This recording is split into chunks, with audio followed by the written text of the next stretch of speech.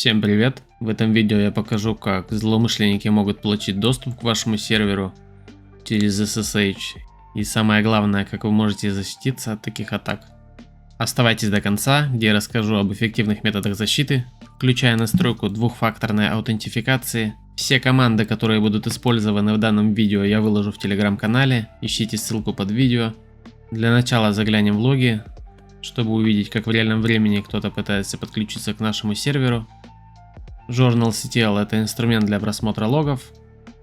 Выведем логи сервиса SSH с помощью команды grep.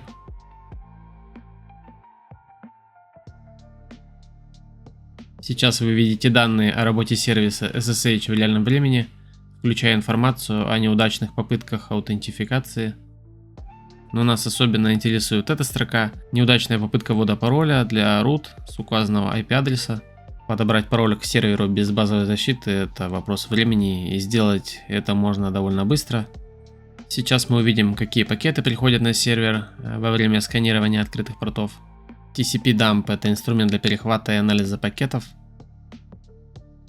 Включаем фильтры для захвата только пакетов TCP с флагом SYN, который инициирует соединение, но не содержит флаг ICK. Это может быть признаком сканирования портов или SYN-флут атаки, направлены на перегрузку сервера.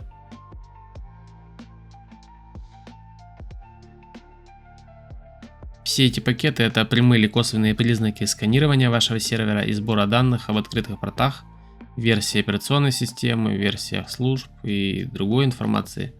В дальнейшем эти данные могут быть использованы для различных атак. Теперь переходим непосредственно к защите нашего сервера. Сначала обновляем список пакетов. Я не использую sudo, так как мы уже работаем с правами root.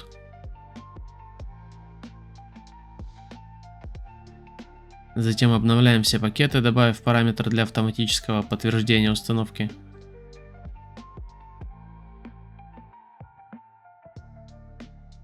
Следующая команда позволяет сменить пароль пользователя, в данном случае root. Вводим новый пароль и подтверждаем его.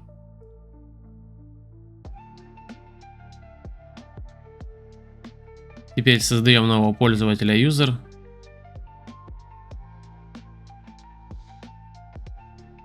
Вводим пароль.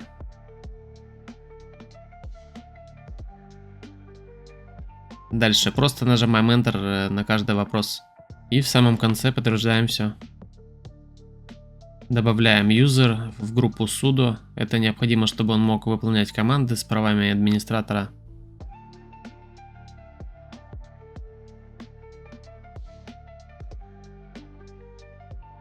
Далее нам нужно изменить стандартный порт SSH и настроить авторизацию по ключам. Открываем config SSH в текстовом редакторе. Находим данную строку, убираем комментарий, меняем порт на более высокий. Например, я поставлю 4 двойки.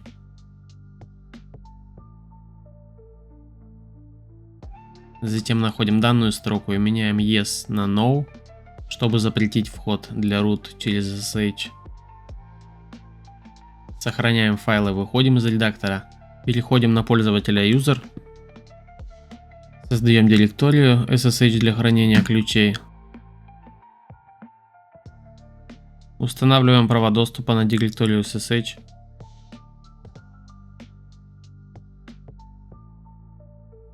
Теперь создаем или открываем файл Authorized Case в Nano, куда пропишем публичный ключ. На клиенте открываем PowerShell, вводим команду, которая создает публичные и приватные ключи.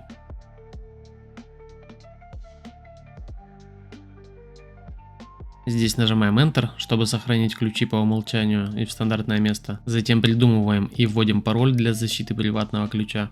Выведем публичный ключ в терминал.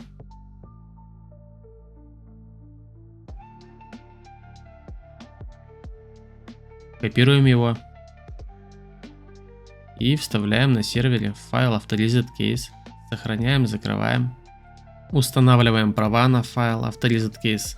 Это значит, что только владелец файла сможет читать и изменять его, что защищает ключ от доступа другими пользователями. Снова открываем config SSH, используя sudo, так как нам нужны права администратора. Вводим пароль пользователя.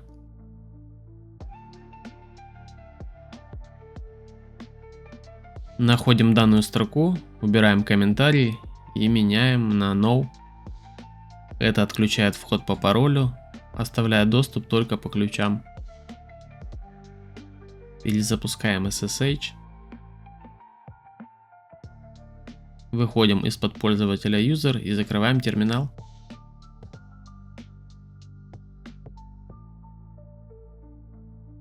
Теперь на клиенте меняем порт SSH на тот, который мы указали в конфигурации, и выбираем пользователя User. Отключаем вход по паролю, выбираем авторизацию по ключу и создаем ключ в клиенте.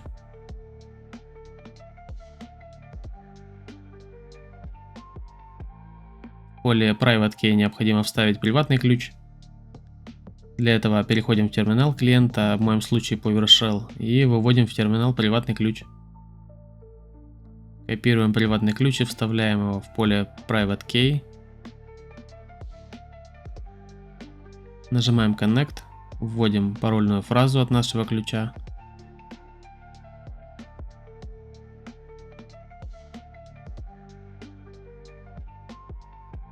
И готово, у нас работает вход по ключу. Итак, что мы сделали? Мы сменили порт, запретили вход для root через SSH и отключили вход по паролю. Такая базовая настройка уже существенно усложняет задачу для злоумышленников. В этой части видео я покажу, как именно хакеры сканируют и атакуют сервер и какие инструменты для этого используют.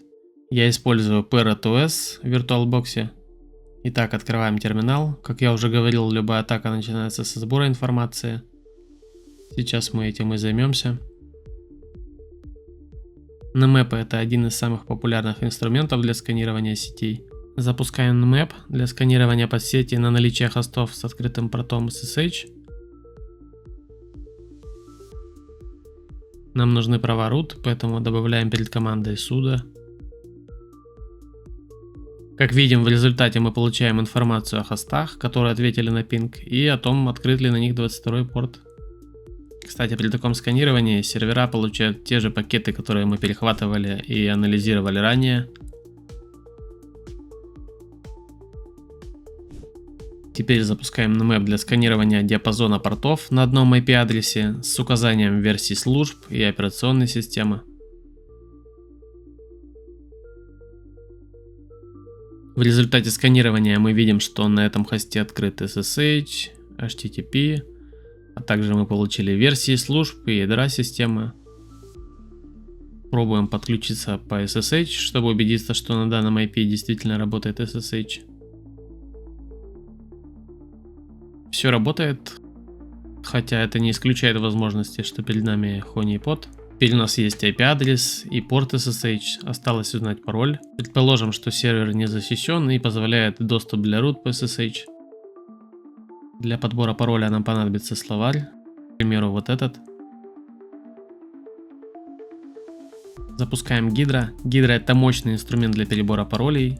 Указываем имя пользователя root, путь к файлу паролей, который Hydra будет перебирать, а также сервис SSH и IP-адрес. Порт можно не указывать.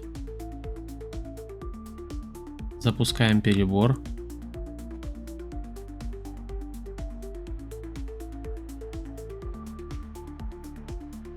Стоп, забыл указать, чтобы выводились все попытки, и заодно добавлю параметр для количества потоков.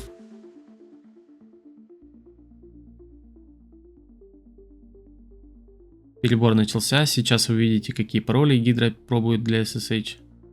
Ждать окончания я не буду, но поверьте, это лишь вопрос времени, чтобы подобрать пароль для незащищенного сервера. При подобной атаке в логах вы увидите неудачные попытки аутентификации, как я показывал ранее. Сейчас я покажу, как настроить двухфакторную аутентификацию на SSH сервер. Для начала устанавливаем данный пакет.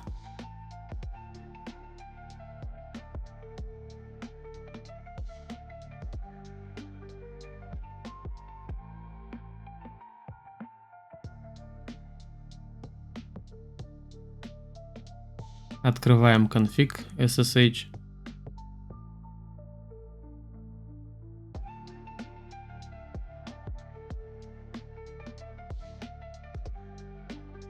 Находим данную строку, пишем yes, сохраняем файл, перезапускаем SSH.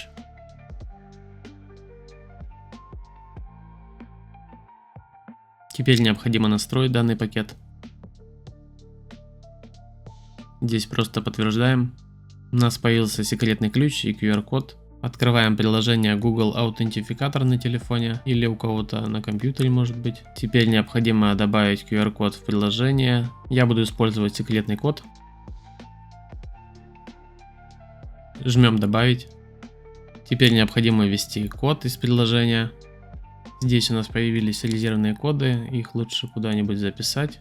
Также далее нам будут задавать вопросы, для удобства я их перевел. Открываем конфиг модуля PEM.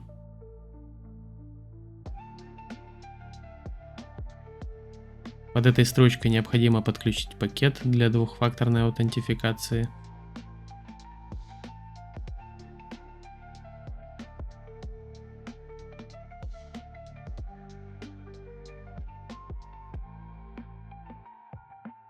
Теперь открываем конфиг SSH.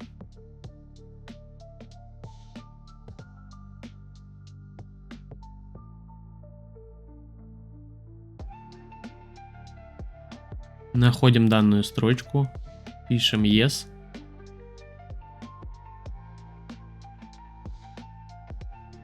Также здесь должно быть значение Yes, обязательно проверьте это. Сохраняем файл, перезагружаем SSH. Здесь у нас просят пароль.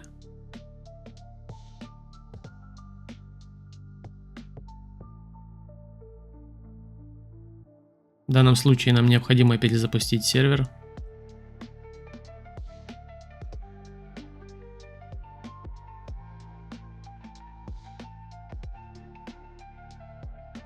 В клиенте убираем вход по ключу.